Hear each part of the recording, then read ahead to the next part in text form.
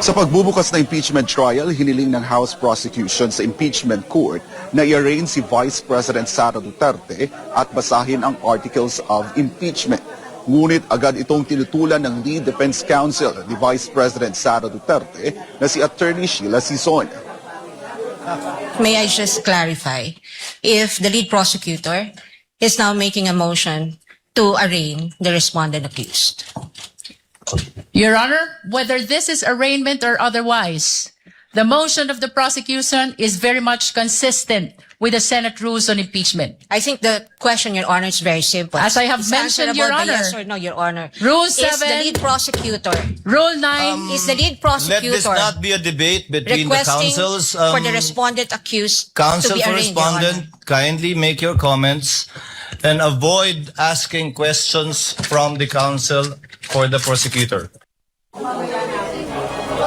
Iginit pa ni Sison na walang nakasaad sa Rule 7, 9 at 21 ng Senate impeachment na nag-uutos ng arraignment o pagbabasa ng buong 23 pahinang Articles of Impeachment. Aniya, magiging pag-aaksaya lamang ng oras ng impeachment court ang mga hakbang na ito dahil wala namang malinaw na batayan sa mga umiiral na alituntunin. Sa huli, ibinasura ng impeachment court ang 3 mosyon ng House Prosecution, kabilang ang hiling na i-arraign ang Vice Presidente.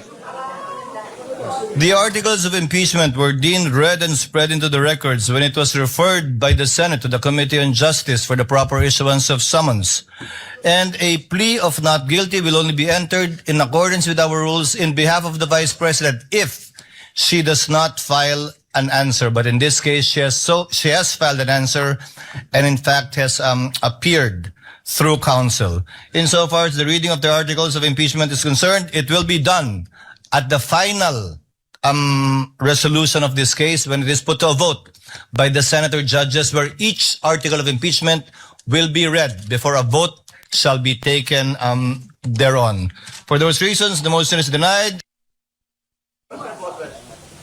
Sa kanyang opening statement, sinabi rin ni Sison na hindi dapat gawing kasangkapan ng politika ang impeachment at dapat manatiling nakabatay sa konstitusyon, batas at due process ang buong paglilitis. Binigyang din niya na tungkulin ng Senado bilang impeachment court na suriin ang lahat ng ebidensya bago magpasya kung dapat bang hatulan o pawalang sala ang Vice Presidente. Ayon pa sa kanya, bagamat mahalagang mekanismo ang impeachment upang papanagutin ang matiwaling opisyal, hindi ito dapat gamitin bilang sandata upang dungisan ang pangalan ng isang halal na opisyal o pigilan itong gampanan ang mandatong ipinagkatiwala ng taong bayan. While impeachment is a powerful democratic process to call out corruption and grave abuse, impeachment can be abused. And that impeachment should never be abused to maintain the hegemonic dominance of greed by shaming those who occupy high government positions into preventing them from doing what they were sworn to do. Iginit din ng depensa na nasa House Prosecution ang buong pananagutang patunayan ang bawat paratang laban kay Vice President Sara Duterte. What we must not forget amid all these accusations is the fundamental legal principle that the burden of proof never shifts. The burden of proof never shifts.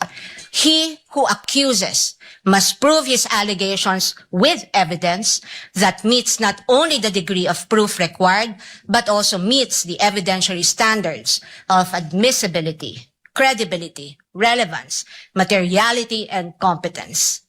We therefore should not lose sight of the core principle that the burden of proof is on the prosecution, and unless it discharges that burden, the accused need not even offer evidence on her behalf, and she will be entitled to an acquittal.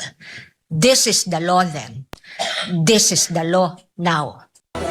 Sa pagbubukas na impeachment trial, hiniling ng House Prosecution sa Impeachment Court na i-arraign si Vice President Sara Duterte at basahin ang Articles of Impeachment. Ngunit agad itong tinutulan ng Lead Defense Counsel ni Vice President Sara Duterte na si Attorney Sheila Sison. May I just clarify if the lead prosecutor is now making a motion to arraign the respondent accused.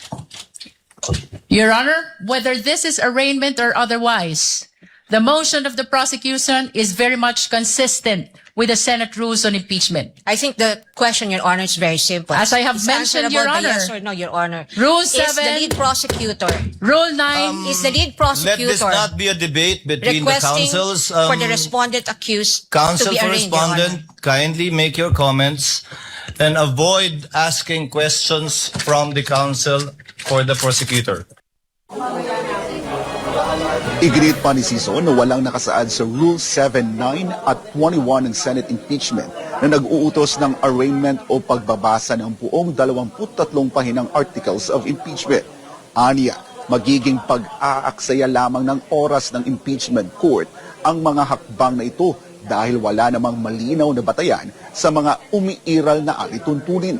Sa huli, ibinasura ng impeachment court ang 3 mosyon ng House prosecution kabilang ang hiling na i-arraign ang Vice Presidente. The articles of impeachment were deemed read and spread into the records when it was referred by the Senate to the Committee on Justice for the proper issuance of summons. And a plea of not guilty will only be entered in accordance with our rules in behalf of the Vice President if she does not file an answer. But in this case, she has filed an answer and in fact has appeared through counsel. Insofar as the reading of the articles of impeachment is concerned, it will be done at the final resolution of this case when it is put to a vote by the senator judges, where each article of impeachment will be read before a vote shall be taken thereon. For those reasons, the motion is denied. Sa kanyang opening statement, sinabi rin ni Sison na hindi dapat gawing kasangkapan ng politika ang impeachment at dapat manatiling nakabatay sa konstitusyon, batas at due process ang buong paglilitis. Binigyang din niya na tungkulin ng Senado bilang impeachment court na suriin ang lahat ng ebidensya bago magpasya kung dapat bang hatulan o pawalang sala ang Vice Presidente. Ayon pa sa kanya, bagamat mahalagang mekanismo ang impeachment upang papanagutin ang matiwaling opisyal, hindi ito dapat gamitin bilang sandata upang dungisan ang pangalan ng isang halal na opisyal o pigilan itong gampanan ang mandatong ipinagkatiwala ng taong bayan. While impeachment is a powerful democratic process to call out corruption and grave abuse, impeachment can be abused.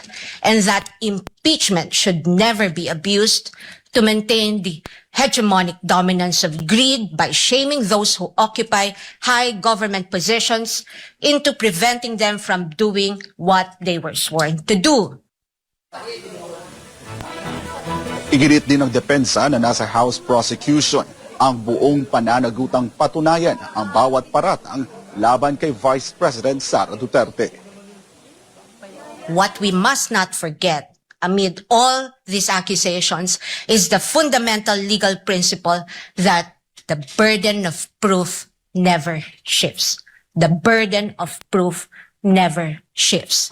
He who accuses must prove his allegations with evidence that meets not only the degree of proof required, but also meets the evidentiary standards of admissibility, credibility, relevance, materiality, and competence.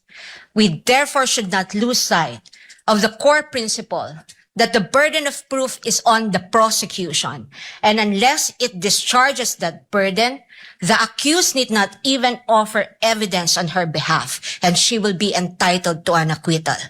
This is the law then. This is the law now.